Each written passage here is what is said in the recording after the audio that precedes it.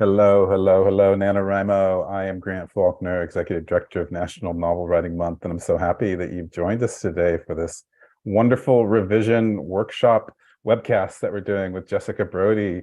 And it's a big leap for some to go from drafting a novel to revising a novel. So we are going to provide a lot of wisdom, or Jessica is going to provide a lot of wisdom to help you along that path. I might help provide just a kind of pebble of wisdom I might hope for, but yeah, and I want to remind everybody that last year we did this workshop series with Jessica and Christina Stanley, and it was a 4-part series. And Catherine Grip, who's our producer, is going to put links to that series in the chat, because that's available on YouTube for free forever, I think, and as long as YouTube is around, and maybe beyond that.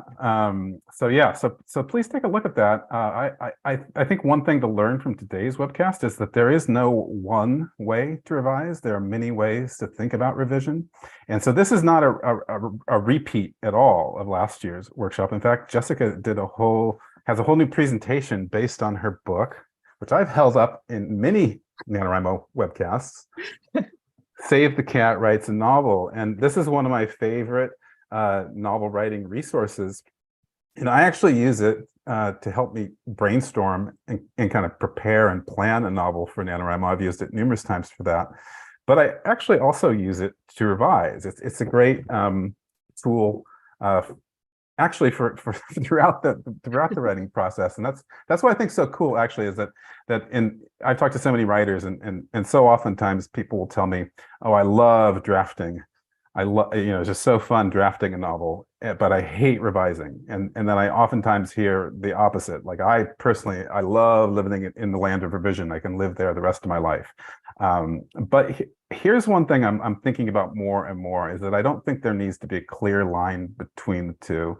And I say that because I think you're envisioning your novel when you're drafting it, but you're also envisioning it when you're revising it. I mean, that's the key to the word revising. It's re-envisioning your novel. And that's why I like Save the Cat, is because it really helps me envision and re-envision throughout the process. So I'm really excited to hear what Jessica is going to tell us about that. And I think she has well, I won't even preview what she has planned. She's got a lot of cool stuff planned. But there's also something more here to think about.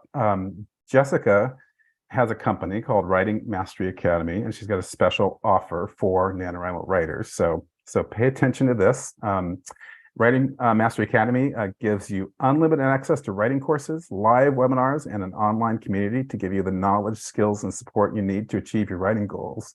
And NaNoWriMo participants get 25% off the annual membership with coupon code NANO25, NANO25. And that expires April 30th of 2023, so just about a month from now. And Catherine will put this information in chat, of course, including the link. You can sign up for your free 14-day preview at a link, and I won't read it all because it will be there in chat. But I hope you check it out. It's a very valuable resource. And here's the great thing about it is that 30% of the proceeds go to support NaNoWriMo. So when you sign up, it's almost like making a donation to NaNoWriMo. So it's helping you find a great community to learn in, and it's helping us to put on webcasts like this, and to put on Camp NaNoWriMo and NaNoWriMo and the Young Writers Program, and many of the other things we do to help support your writing. So with that, I'm going to introduce Jessica. And actually, before I introduce Jessica, I want to say that we're planning to have about 15 minutes at the end of the webcast for your questions. So please put your questions in the chat, and we'll try to answer them all. But Jessica Brody is the author of more than 20 novels, as well as the #1 best-selling plotting guide, Save the Cat Writes a Novel, which I held up.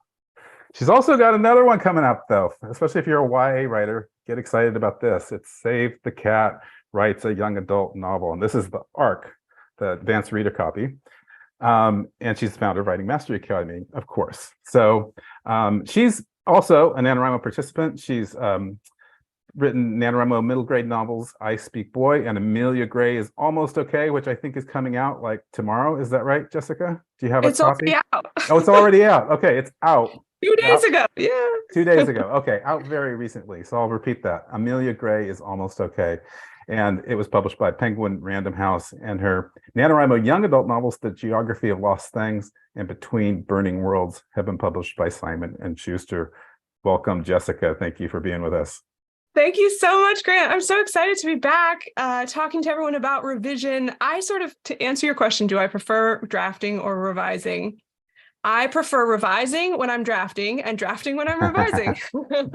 Good I'm always one. like, I just want to finish this revision so I can draft something else. And then when I'm drafting, I'm like, I just want to finish this first draft so I can revise it. So yeah, grass is always greener for me. I think you're right. I think that's my take as well. Well, I'm going to pop off the screen here to give you full, so people don't have to look at me staring into the screen for the next hour. So sounds good. I'll see you in a bit. Here it is. Okay. All right. So I've got my screen shared here, and just to confirm you can see that, Grant, before you pop off. Yeah. Okay. Think so. All right. Awesome. Okay, so I'm really excited about this presentation. I've actually never presented this before. I talk a lot about how you can use my book, Save the Cat Writes a Novel, and the Save the Cat method to revise a novel in passing. I've yet to actually break down exactly how I use the Save the Cat method to revise my own novels. And so this is one way that you can use the method. There might be other ways. People are already using it, as Grant is already using it, but I wanted to show you a way that you could use the Save the Cat method to revise instead of just to plot or prepare in advance. So in this webinar, you're going to learn a method on how to use Save the Cat to help you revise your novel. Now, we're going to go really quickly through the Save the Cat method. I don't have a lot of time to dive deep into the method itself because we're going to be focusing more on how to use it to revise. So if you do want more resources to dive deeper into what Save the Cat is, what all the 15 beats are, and lots of examples, I'm going to give you some helpful resources to do that at the end. So hang around for that. Okay, before we dive in, just a quick overview, just a quick flashback to kind of give you an introduction to who I am, how I even found Save the Cat, and how it's completely changed my life. So this was me about, 15 years ago, trying and failing to sell my first novel. I kept getting the same rejection letter over and over from agents and publishers, and it said, "You have a great voice and you're a good writer, but there's no story here." Well, that didn't make any sense to me. How could I write something and it not be a story? Well, I found out really quickly that I didn't know what a story was. And even more important, I didn't know how to structure one at all. And it was very evident from these rejection letters I was getting. And then a friend of mine actually introduced me to this screenwriting guide by Blake Snyder called Save the Cat. And I read it and I ended up loving it. I ended up applying the method that Blake Snyder lays out in the book for screenplays. I applied it to my novel that I was working on, which at the time I thought was sort of novel and different, that I was applying this screenwriting guide. But it ended up changing everything for me. I applied this method to the novel I was trying to get published. I ended up selling that novel to getting an agent and then selling that novel to a major publisher. And I've since sold over 20 novels to major publishers like Simon and Schuster, Random House, and Macmillan. All of them, I've used the Save the Cat method to not only revise or write, but also to revise them. So I like to think that the method works. I hope it works for other people too. But what was really interesting to me was this process of applying this screenwriting method to writing novels. How does that work? So when I sat down to write this book that was called Save the Cat Writes a Novel, which is out, and the YA companion novel coming soon, when I sat down to write this book, I really wanted to fill it with examples of how the Save the Cat method works for novels, and not just for my own novels. I actually don't even include my own novels in the book. I wanted to analyze all the novels. I wanted to analyze classics and mystery and romance and sci-fi and fantasy. And I wanted to prove that storytelling structure is universal, whether it's for a novel, a short story, a movie, even a television series. I wanted to show that this could work for novels, not just my own. So here's what I found when I was doing all this research and reading all the books and applying the method and looking at different novels through the lens of this Save the Cat method. I found something very interesting. So I read a lot of different kinds of novels when I was researching the book. I read mystery novels like The Girl on the Train, horror like Misery by Stephen King, young adult romance like Everything, Everything, middle grade fantasy like Percy Jackson, and even classics like The Grapes of Wrath. And here's what I found that's very interesting. I found that around 10% of the way through all of these stories, there was a life-changing event that changed the direction of the hero's life. I found that around 20% of the way through all of these stories, the hero tried something new or went somewhere new or did something new. There was a new quality to this moment. I found that around halfway through all of these novels, there was a major turning point. And that around 3/4 of the way through all of these stories, there was a rock bottom moment. And then I found that around 85% of the way through all these stories, the hero tried something new yet again and found a resolution. Now, that's either a very strange coincidence, or I had stumbled upon the secret storytelling code, or that's what I like to call it. Basically, an underlying structure or an underlying pattern that is in all stories, movies, novels alike. And Blake Snyder found the exact same structure hidden within movies that I found hidden within novels. So when he set out to write the book, he gave them different names, these universal moments. He called them things like the catalyst, the break into 2, the midpoint, the all is lost, the break into 3. And these are 5 of the 15 beats that we're going to quickly break down today. And I'm going to use them to show you how you can revise your novel using this universal story structure that is found within all successful stories. Okay. So what is the Save the Cat method? In case you're new or you just need a refresher, let's just look at what the method is. Well, it's essentially a structure blueprint. It's a series of plot points, as I mentioned, that can be found in all successful stories and form a story structure. I like to think of it, though, as a transformation machine. What that means is an imperfect hero goes into this story and a less imperfect hero comes out. If you've ever heard the term, your hero needs an arc, or you need a strong character arc or compelling character arc, that's exactly what the Save the Cat method is designed to do. It's designed to help you track that character arc across an entire story. Really, at the core of this method is this thing called the Save the Cat beat sheet, which, if you're familiar with a 3-act structure, you'll be familiar with this. This is a 3-act structure method, but it breaks those acts down even further into what are called beats, 15 beats, or you can think of them as plot points, and they are designed to help make your story more compelling. These are the 15 beats that can be found in all successful novels. So naturally, if we follow them, our novel should be successful too. They are designed to help you with pacing, hold your reader's attention, and of course, leave your reader feeling satisfied. So that's what the method does.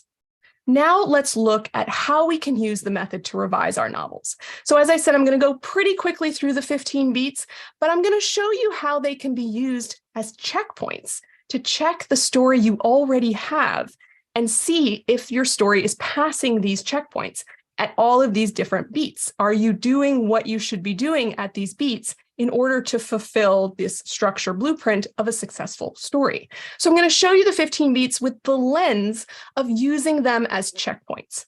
And then the second half of the presentation, I'm actually going to show you exactly how you can use these beats to build a revision plan step by step. And I'm going to use my own NaNoWriMo novel to show you how I did this very, very thing.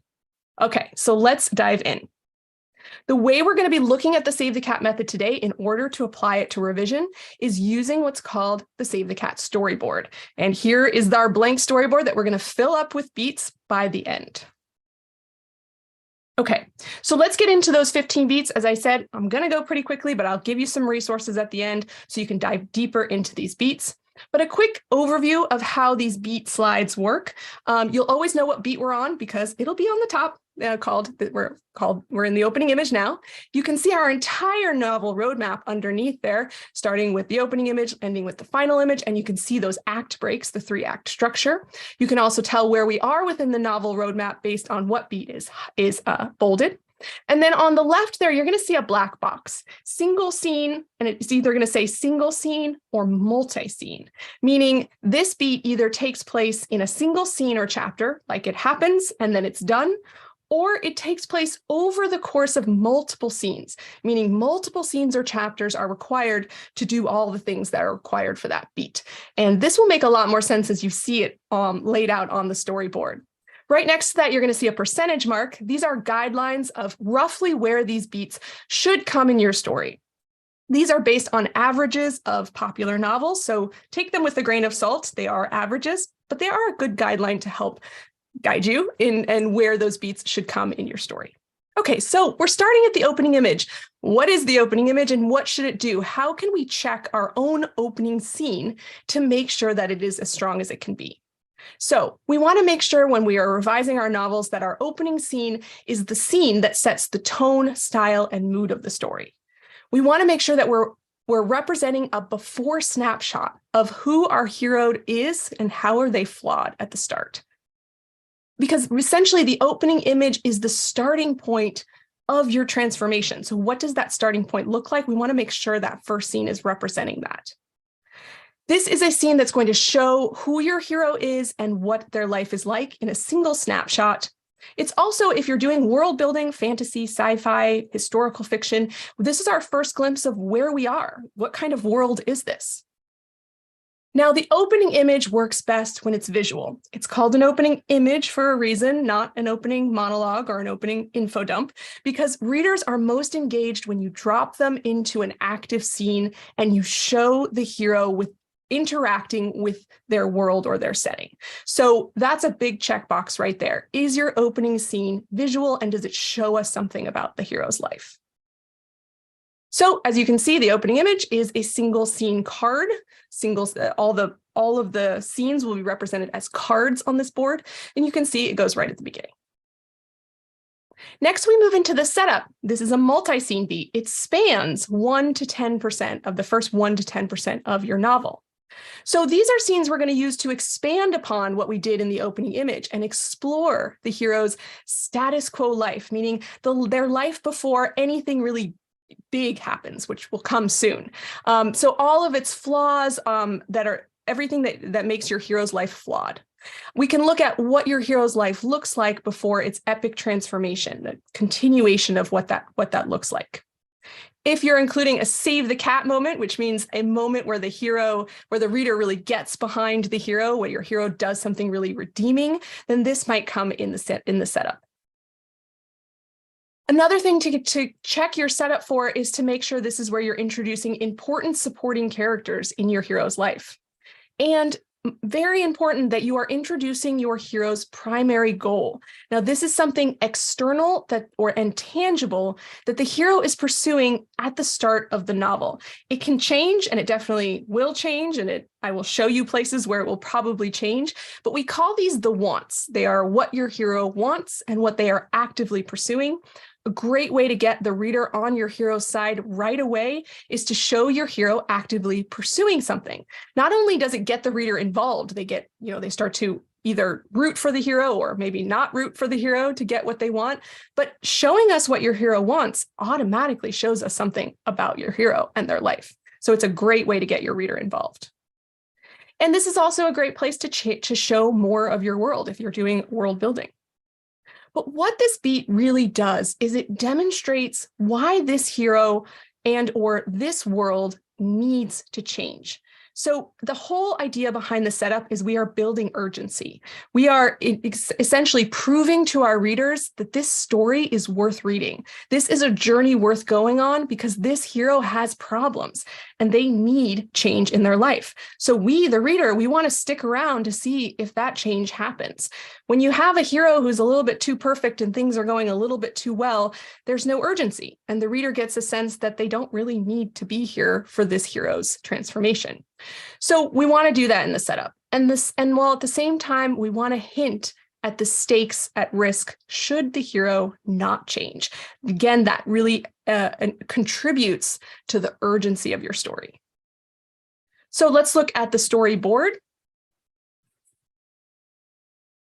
The setup, as you can see, multiple scenes and spans that part of the first act.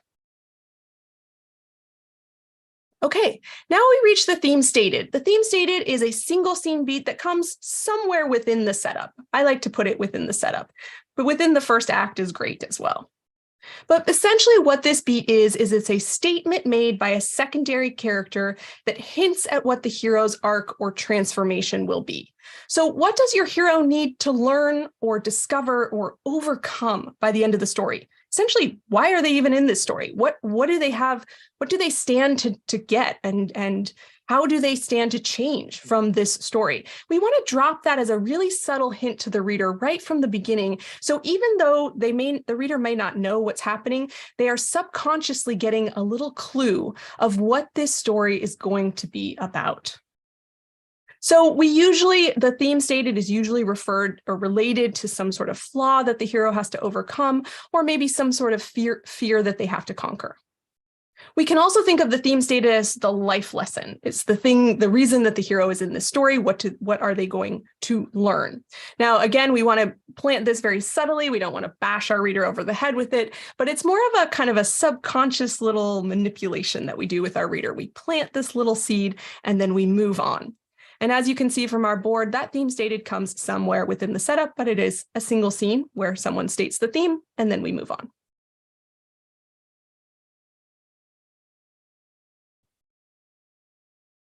All right, and now we reach the catalyst, a single scene beat 10% of the way through that is essentially a wrecking ball in your hero's life. It is an inciting incident or a life-changing event that is going to change the track that they're on.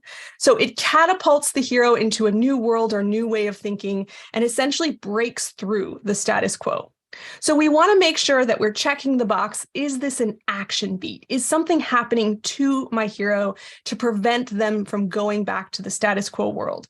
And the reason I say that it needs to prevent them from going back to their status quo life is if you have a catalyst that happens to your hero and the hero is able to go, oh, well, that happened, and then go back to exactly the way they were living before, any change you try to make after that is going to feel contrived. It's going to feel forced. The reader's not going to believe it because it didn't change the hero's life enough. So we really want to make sure that this beat is big. That's why you'll see some popular choices here are breakups, deaths, firings, attacks, and invitations to join some sort of big competition. Those are popular choices in fiction. And the catalyst, as you see, comes right here at the end of the setup as a single scene beat. All right, once something big happens to your hero, they get a chance to react to it. So we have a multi-scene beat called the debate. It is roughly 10%, the next 10% of your novel, and it's multiple scenes or chapters where the hero basically reacts to the catalyst. Essentially, they debate what to do next. And that's why it's usually presented in the form of a question. It doesn't mean you have to spell out the question on the page. I guess you could, but it's really kind of summed up by this question of, should I go? What do they do? What do I do? Am I ready? What does this mean? Those are all kind of common debate questions. We could also have a preparation section. Maybe your hero knows exactly what to do next. Maybe that's not a question at all. The question is, am I ready? What do I need to do to get ready? And we see them preparing for some sort of big decision or change coming up next. But really the purpose of this beat is to show how reluctant your hero is to change and make that upcoming decision feel realistic, or in the case of a preparation debate, make it feel big. Like I have to do all of this preparation in order to make this decision, in order to go on this journey. That really instills in your reader that something big is happening and that we are about to go somewhere really exciting. So as you can see, a multi-scene beat, so it spans multiple cards. You get multiple cards for that debate. All right. And finally, we have the break into two. This is going to be our threshold between Act 1 and Act 2. We have a single scene beat to transition our hero and our readers from Act 1 to Act 2. So it is the moment where the hero decides to either accept a call to action, leave their comfort zone, try something new, venture into a new world, or maybe just a new way of thinking, or all of the above. But it's the thing that all of these things have in common is that they are a proactive decision on the part of your hero. that separates the status quo world of Act 1 from what we call the upside down world of Act 2. That doesn't mean you have to literally flip your world upside down. We don't all have to write Alice in Wonderland, but essentially that upside down title reminds us that this needs to be different. This Act 2 world needs to feel different, and your hero needs to feel different in it. That really imparts on your reader that we have gone somewhere. So that is a big check mark you want to make sure at your break into 2. Is my hero making a proactive decision? And does my new world feel very different? This is typically where heroes will pursue a new goal. A new goal is introduced. Maybe it's the same goal from Act 1, maybe not, or maybe it's just a modified goal from Act 1. But because the catalyst crash landed in your hero's status quo life, chances are this new life is going to come with a different goal. So we'll often see goals change here. And this new modified goal is something that your hero is probably going to pursue through the first half of Act 2. So we see the break into 2 coming at the end. You can either put it at the end of Act 1 or you can put it at the beginning of Act 2, but essentially it is the transition between the two. And it's a single scene beat where the hero moves from Act 1 to Act 2 through that proactive decision. All right, now we're in Act 2. We are in the B story beat. This is a single scene beat, roughly 22%, somewhere at the start of Act 2. And this is where we introduce a new character who will ultimately help the hero learn that theme that we stated way back when, or what we call the life lesson. So essentially, what does that mean? It means that this character in some way represents the B story. Now, in Save the Cat terms, we call the B story the internal story, or we call the internal story the B story. The internal story means, what is the internal transformative journey that your hero is on? What are they going to learn by the end? How are they going to change emotionally, psychologically, internally by the end? We call that the B story, as opposed to the A story, which is the stuff that's happening all on the outside of your hero. So this character some way represents that B story. And in that way, they're going to ultimately help the hero learn the theme. Now, I notice I put the word ultimately in there because the B story character doesn't just appear here and then it's boom, the hero learns their theme. No, this is just where the B story character is introduced. So we usually see the B story character coming in the form of maybe a love interest, a mentor, a friend. I've even seen B story characters be nemesis, maybe a sidekick. You have a lot of options in who you want to be your B story character. Just make sure that they do in some way represent the internal journey that your hero is on. That's the thing we want to check on our revision list here. Now, you can have more than one B story character if you're so inclined. Actually, a lot of novels do. The thing to note about multiple B story characters is you want to make sure that they in some way represent the theme in different ways, or they come at the theme from different angles, or they help the hero learn the theme in different ways. Otherwise, they will start to feel like the same person, and the reader will start to kind of wonder why we need both characters, and they'll start to blend together. So we want to make sure they're approaching the theme from different angles. It is a popular choice in fiction. All right, so we see the B story character coming, the B story introduction coming right there at the beginning of Act 2A. Now you notice I split Act 2 into 2 different lines, and you'll see why when we get to the end of Act 2A. Okay.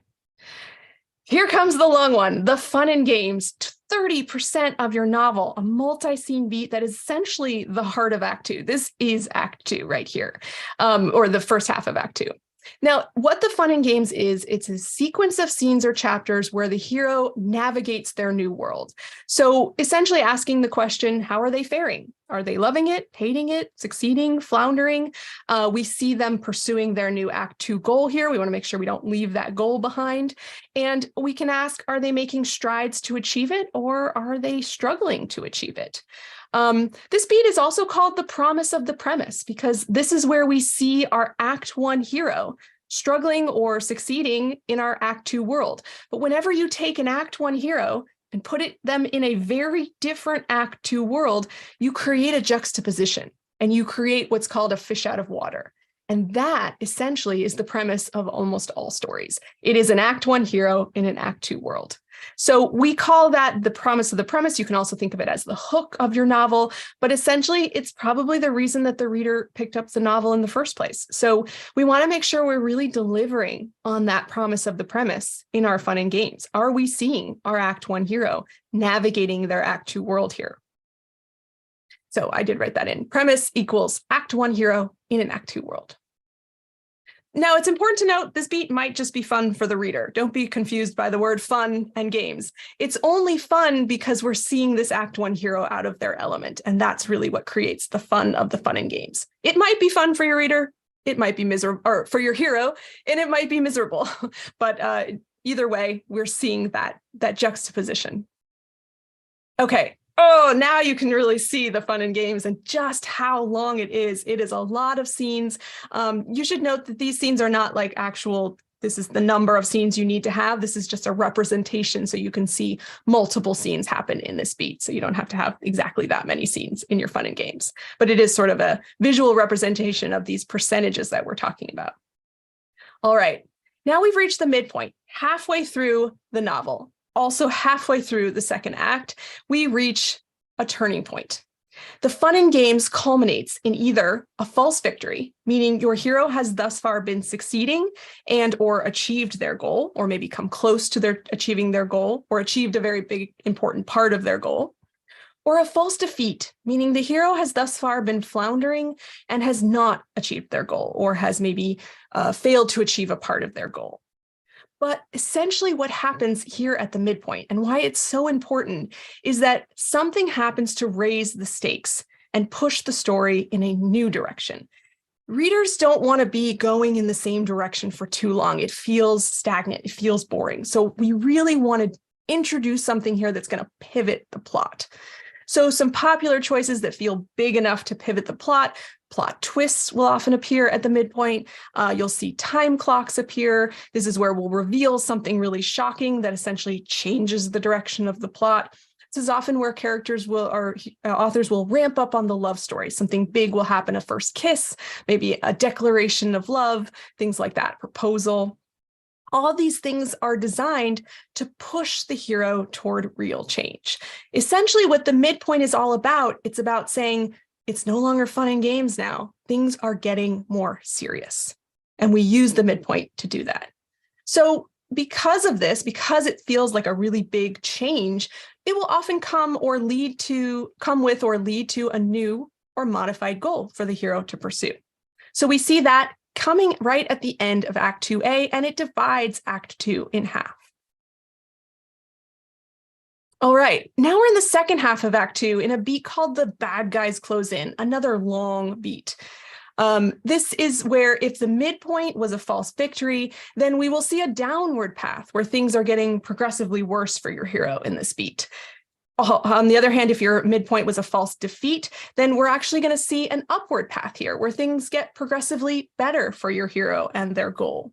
But regardless of path, this is where we really feel conflict, stakes, and tension are heightened. Things feel tighter here. They feel like the walls are closing in, which is why I sometimes call it the conflict closes in beat, because we want to be throwing more and more conflict at our hero because we want to be pushing them toward ultimate change.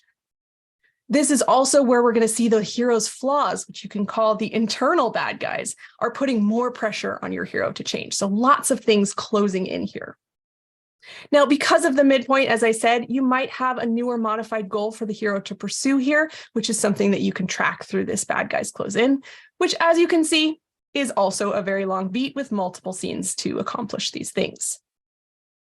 Now, regardless of path, we always end at the all is lost. Don't end, but we end the bad guys close in at the all is lost. It is the lowest point of the novel. It's a single scene beat, an action beat where something happens to your hero that pushes them to rock bottom. Now, there's often a sense of failure to achieve a goal here or a loss of something important to your hero. That's why we call it the all is lost. This beat typically comes with what we call a whiff of death.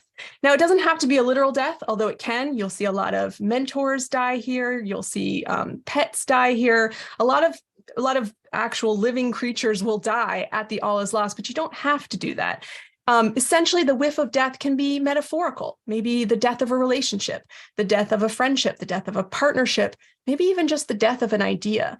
But we introduce death here, not because it works and we're callous writers and we like to kill things off, although maybe we do, but we introduce death here because it's symbolic, because something has to die in order for the true transformed hero to be reborn. So this symbolizes the death of an old hero and the upcoming rebirth of a transformed hero. And if we really want to present to our reader this feeling of loss, this feeling of, I have hit the lowest of the low, this is a great way to do it, to introduce a symbolic or a metaphorical or a literal death, so that the reader really understands why change now is so, so important. So you see there is our single scene, all is lost beat on the storyboard.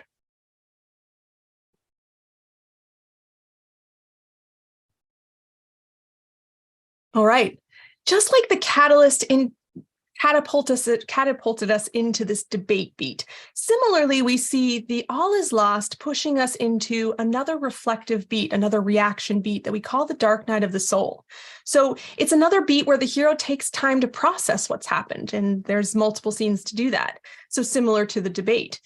I also call this the wallowing beat. I feel like heroes are always wallowing in this beat. Well, sometimes they're getting angry and stomping around and breaking things, but it's really just a grieving beat. They are grieving what they lost at the all is lost, and your hero might grieve in a different way than a different hero. But heroes should feel worse off here than anywhere else in the novel. They've hit the low point, they've ventured out of their Act 1 world, they've tried something new, and they failed. This should feel very, very dark. But here's the thing, it might feel like the darkest hour, but really what's happening is that that new hero is being born. It is the darkness before the dawn. You could think of it as the gestation period for your new hero before they are born into who they are meant to become. So it's the moment before the hero finds the solution, finds the resolution, and knows exactly what they need to do next. It often includes what I call a dark night epiphany, where a final clue falls into place or the hero has some sort of life-changing realization that's going to lead them to that next proactive decision. And we see that on the board here as multiple scenes. All right, so that dark night of the soul, that dark night epiphany, that realization leads the hero to an aha moment and a solution. You could think of the break into 3 as the breakthrough beat. The hero realizes what they need to do to not only fix all the problems from Act 2, but also more important, fix themselves. And these are the things we want to make sure we're checking off in our break into 3 scene. Are they accomplishing these things? Now, the character arc is nearly complete at this point, and we'll often see that the break into 3 will come with a new or modified goal because they've lost things. They've transformed through the dark night of the soul. Now they've come into this new light. What do they have to do to fix things? That becomes your Act 3 goal. Maybe it's exactly the same as the Act 1 goal. It's just been modified, or they're looking at it in a new way, or they have a new way of attacking it. But we usually see a transformed goal here as well. So there we see it at the end of Act 2, or you could think of it as the beginning of Act 3. It's another transition beat or another threshold beat that crosses the line between Act 2 and Act 3.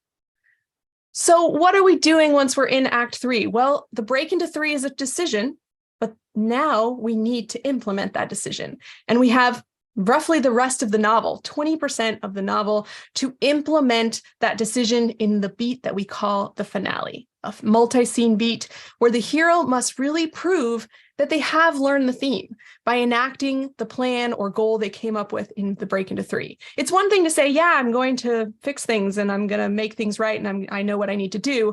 It's another thing to actually do it. So here's where we see the hero really put to the test. Bad guys are destroyed, flaws are conquered, hostages are rescued, lovers are reunited, often with the help of the B-story character if they're still alive after the all is lost. But it's not easy, it's hard, and we throw lots of conflict at our heroes here to really test them, make them prove that they have changed. This is why we often call this the climax. Now, in the end of the finale, we see that not only is the hero's world saved, but it's usually a better place than it was before. Not always, but usually. And we see that finale play out there into the entirety of the third act. And finally, we reach the last beat, the final image, our last single scene beat that comes at the end of the novel.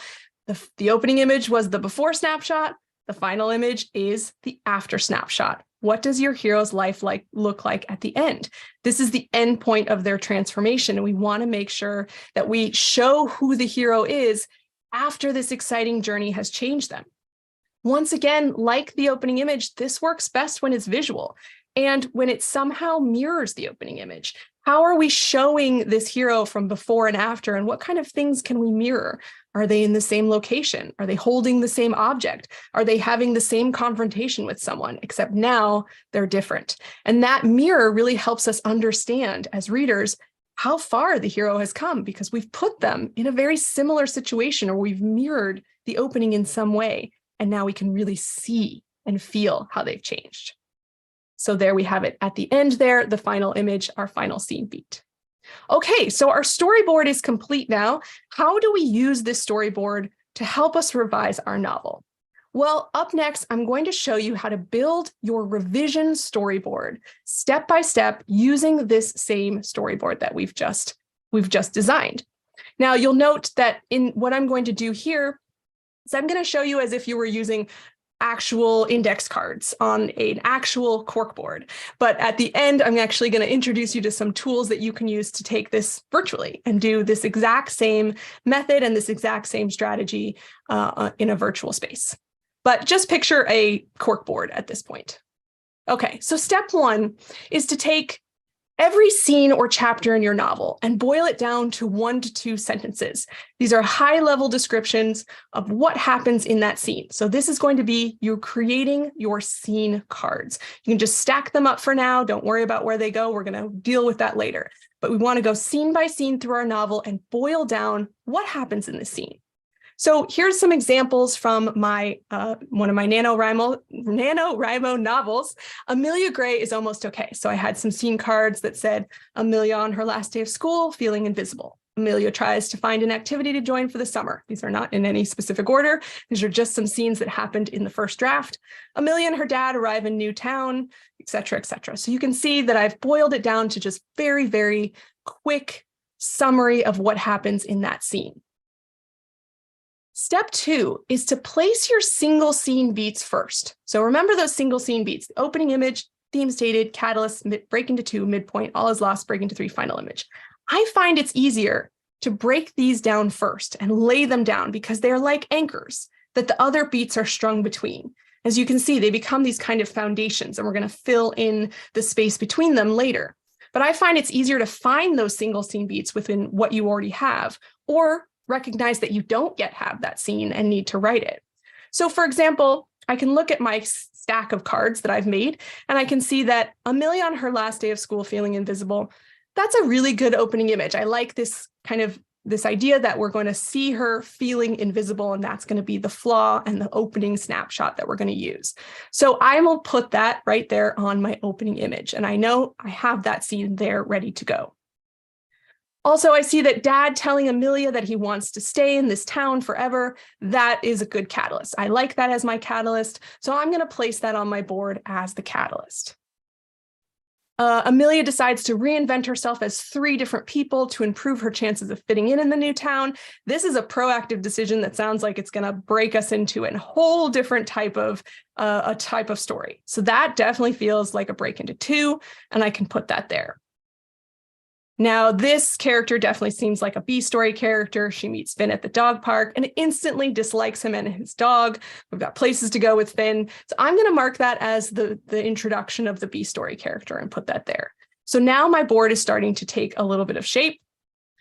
When we're missing a beat, or we're like, you know what, I don't have a midpoint yet. I don't know what the theme stated is yet. That's fine.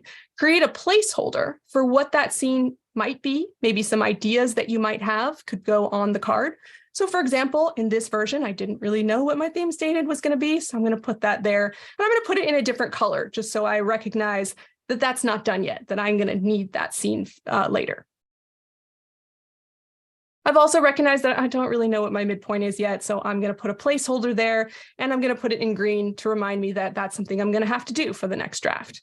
But I do have my all is lost, Amelia's identities are discovered, so I'm going to put that there, and I'm going to finish filling in these single scene beats. Don't know what my break into 3 is, but I know that my final image, because it's going to mirror my opening image, is going to be this scene where as Amelia's on her last day of school again, but now she has friends. Okay, so I've got my mirror now. The next step is to start to fill in the other cards between the single scene beats. These become your multi-scene beats: the setup, the debate, the fun and games, the bad guys close in, the dark night of the soul, and the finale. So I look at the scenes that I already have that I know I can use, and I see, okay, Amelia and Dad arrive in her new town. That sounds like it's part of the setup, so I'll put it there. I've got Amelia tries to find an activity to join for the summer. Seems like a debate. What am I going to do for the summer as I am stuck here? That's kind of a question. So I'm going to put that in the debate here. And all of these very much feel like fun and games things. Amelia designs her first reinvention. She meets different people. So I'm going to place that all in the fun and games. But let's say that's all I have. So the next step is brainstorm and create more cards as necessary to complete your board. So when I start to fill in my board, looks like I had more scenes. I now can see, okay, the pink ones are ones I have. The green ones are ones I know I need to write. And you can go crazy with the colors. You can just say pink ones are the ones I know I have and don't need to change. Maybe there's blue ones that you know you have but need to be rewritten. You can do whatever you want with this. But this is a very simplified version of how I lay out my revision plan. As you can see, this storyboard is now a revision plan, because I can look at this and I can see exactly what needs to be done in order to have that compelling character arc and all of the right scenes in the right places. So that is exactly how I brainstormed my revision plan and drafted my second draft and my third and fourth draft for my book, Amelia Gray is Almost Okay, which, yes, did release this week. Very exciting, came out from Random House Children's Publishing, and it was actually given a gold standard selection from Junior Library Guild. So I'm very, very proud of this book. It went through a lot of revisions, very similar to the ones you saw there, but I followed this exact same structure and this exact same method for all of my drafts in order to get it to where they are today. Okay, so I showed you what it would look like on a regular cork board, but you can actually do what I just described in a virtual way. So one of the best ways to do that is actually to use the Save the Cat storytelling software, which is at savethecat.com, because it's already set up in this board view. It already has built-in scene cards. It already has all the built-in beats, and it kind of guides you through the whole process of building a board. So if you really are interested in building a board using the Save the Cat method, this software is pretty much exactly the way I just described it. Obviously, you can use Scrivener, another board software. You can use a software called Plotter. There's a free software called Trello, which is also very good for board making. And there's also Fictionary, which is a revision tool. And next week, Christina from Fictionary is going to be showing you a little bit more on how to use Fictionary in the next free webinar.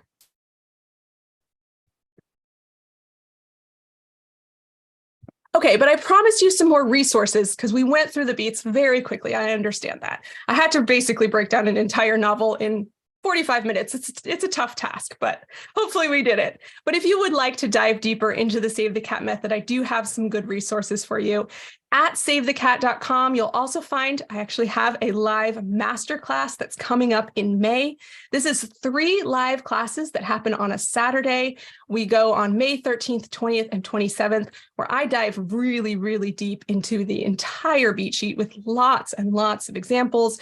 It also comes with workshopping sections, and it's just a great way to really dive in. And there's live Q&A at each session. We actually spend almost the half of the session in Q&A. So if you have questions for me, this is a great place to come. So you can register at savethecat.com, and we do have some early bird pricing until April 21st. So if you're interested in that, I would get on that soon. Also at savethecat.com, you can find a whole bunch of free beat sheet examples. They have a podcast, they have writing tips, and just lots, and that storytelling software I was telling you, lots of great resources on how to dive deeper into the Save the Cat method at savethecat.com. And as Grant talked about earlier today, I have writingmastery.com is where I have my on-demand Save the Cat novel course. So if you want something that's more on demand that you can take whenever you want and as many times as you want, that is where the official Save the Cat novel writing course lives. And this is where I dive deep into all of the 15 beats, include lots of examples from books and movies, and exercises to help you apply each beat either to the writing process or the revising process. This is entirely self-paced, so it's almost like having me as your on-demand story coach. So you can stream that now in the Writing Mastery Academy. This actually comes, the Writing Mastery Academy membership comes with exclusive, all-inclusive access to all of my writing courses, including courses with other instructors. I also have my revision course there that dives much more into the revision process. The Save the Cat course is included in that as well. We also have webinars, community, and lots more, and you can get a free preview. So if you go to writingmastery.com/nano, you can start your free preview and preview all of our courses, actually. And then if you're ready to enroll, we have that 25% off discount for NaNoWriMo participants at Nano25. That's off the annual membership of the Writing Mastery Academy.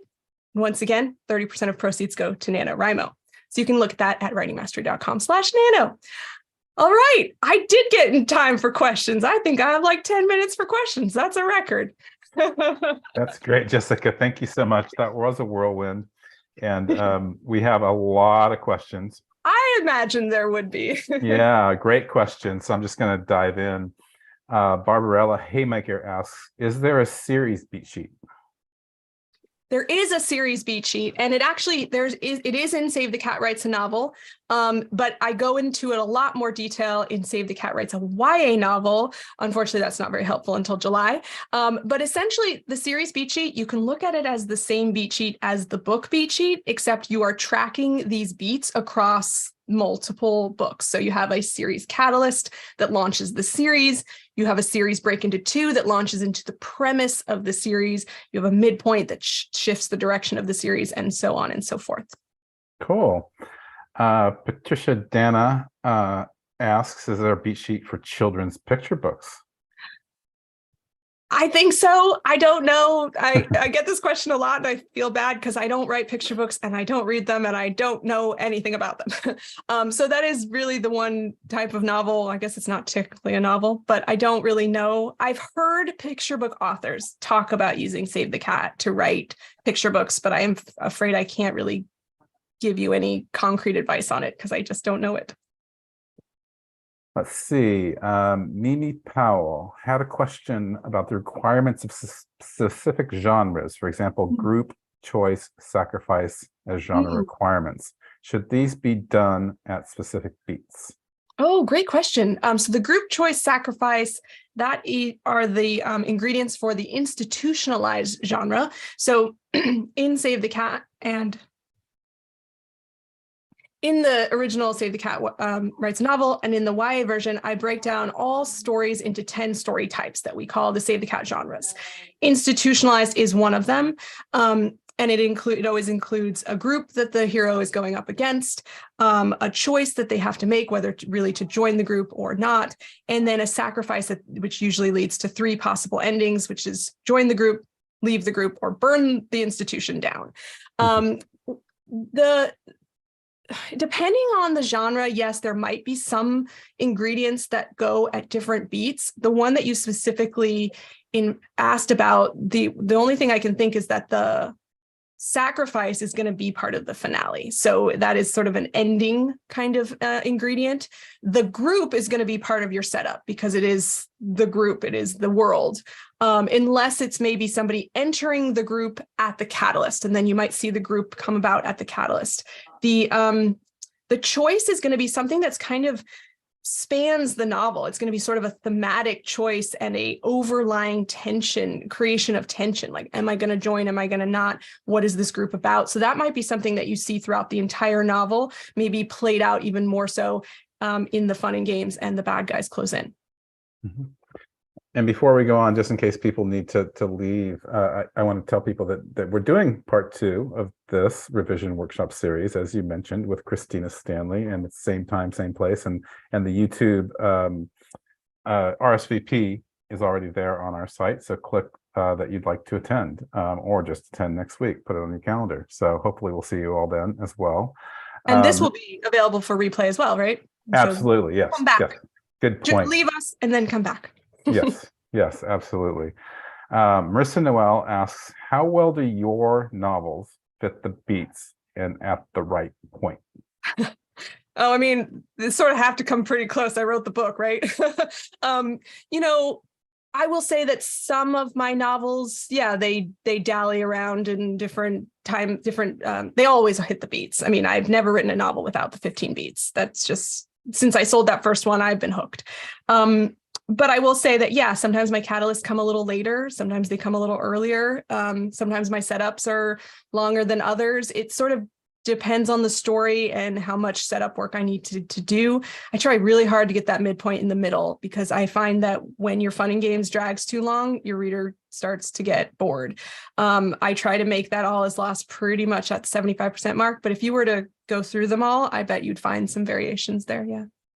Yeah, but that doesn't sound like variations too far off the mark. No, I mean, I feel like it works for a reason, and I really just believe in the method. So, and now it gotten to the point where I don't really have to think about it. It's sort of just the way stories come out of me. Yeah. Right. I bet you've internalized it all. Yeah. John Mitchell asks, if you have a prologue, does that precede the opening scene beat, or is that your opening scene? Great question. So I'll give you a short answer, and then if you want to dive deeper, I have a blog post on it, jessicabrody.com/blog. You can just search prologues. But essentially, it depends on what the function of your prologue is. Is it serving to introduce us to your hero and some sort of something that's flawed about them or something that's wrong with their life? Then yeah, I would consider that your opening image. If your prologue doesn't even mention your hero, or it's some other time period, or it's just used as a teaser or maybe a flash forward or something creative like that, then I wouldn't really think of it as your opening image. I'd think of it just sort of as a sidebar prologue. And then I would use that the first scene that your hero is actually in, I would treat that as your opening image. Right. Eagles Fly High asks, will we have access to these slides?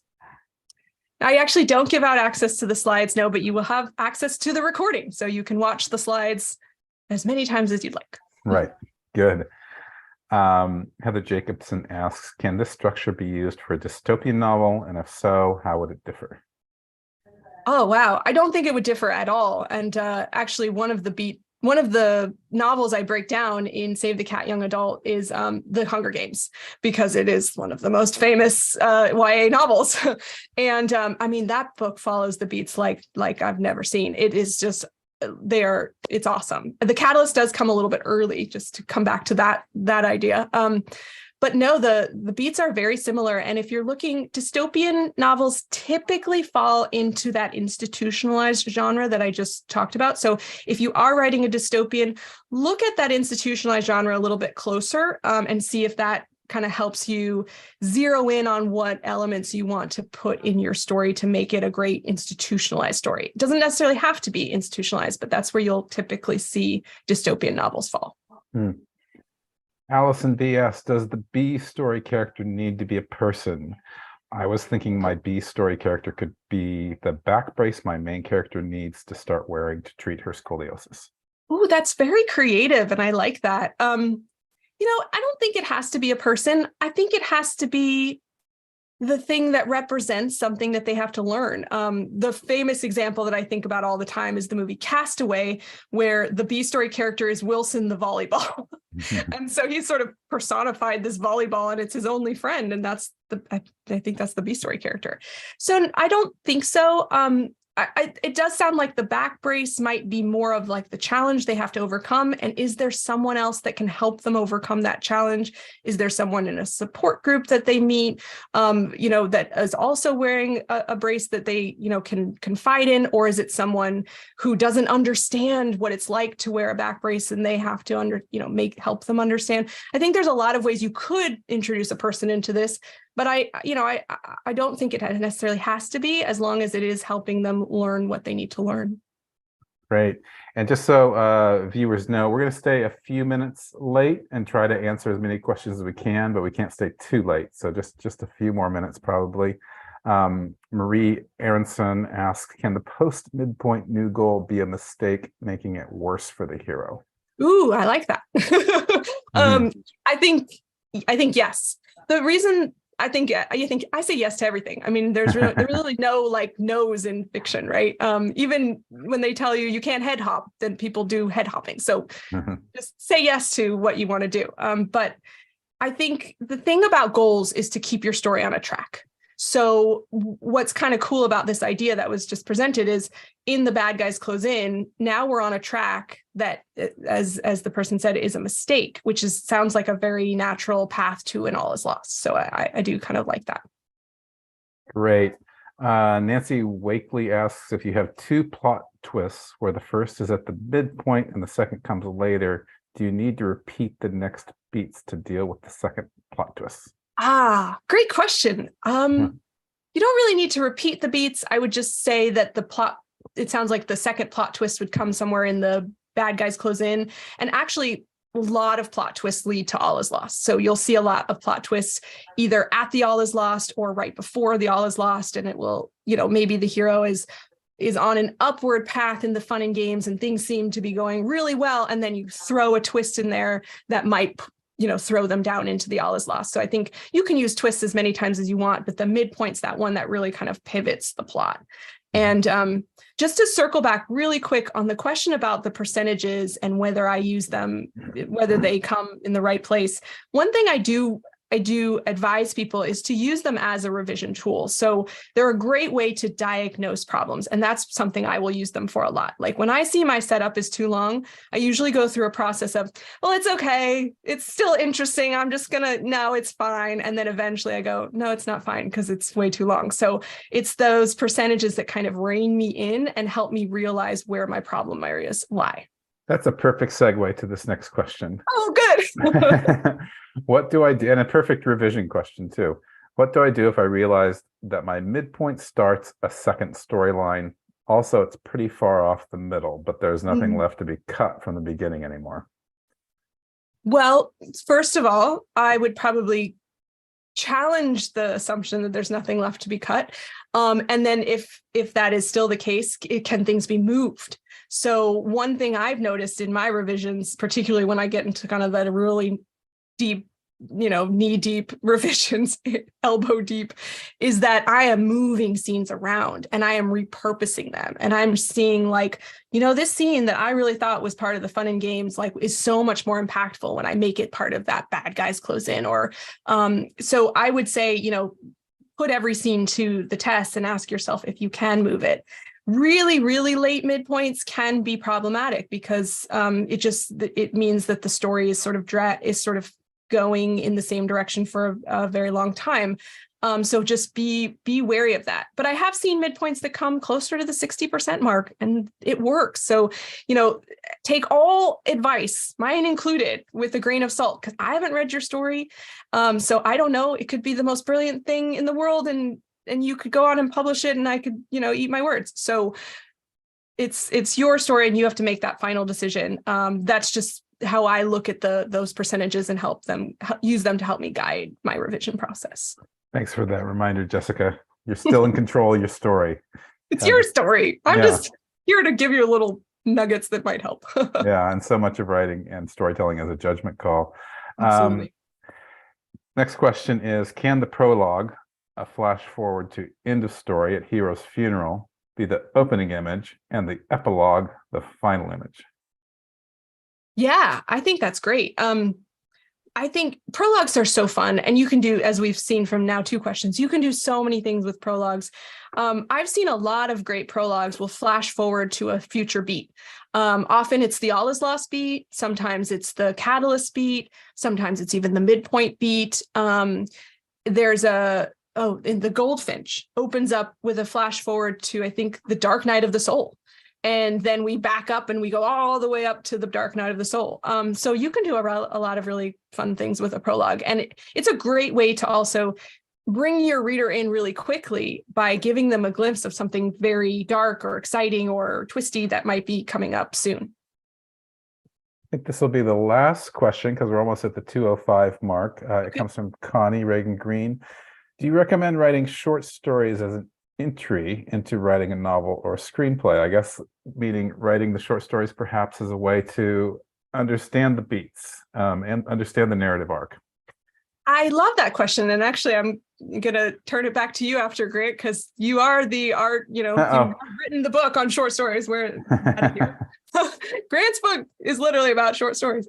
I did not go that path. I did not start with short stories. I wrote novels first, and then I was asked to write short stories within the universes of my books as sort of giveaways or extra content. So I've written a bunch of short stories that way.